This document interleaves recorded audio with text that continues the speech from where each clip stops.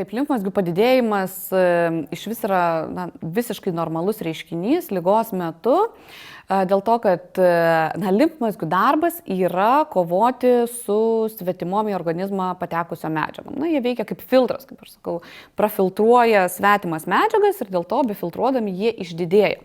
Tai vaikam apskritai, ypač iki 10 metų, jeigu kūdesni, vėlgi tai ir ilgiau, limfmazgiai apskritai net ir neligos metu dažniausiai yra čiuopiami 3 vietose - kakle, pažastyse, kirkšnyse. Ir tai visiškai yra normalus reiškinys, nes limfmazgis yra normali organizmo struktūra ir jinai turi ten būti ir jinai turi ten ką veikti.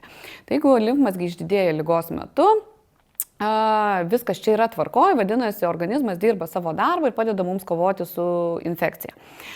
Sunerimti reiktų tada, jeigu limfmazgis pradeda didėti be aiškios kažkokios priežasties, visiškai tarsi savaime.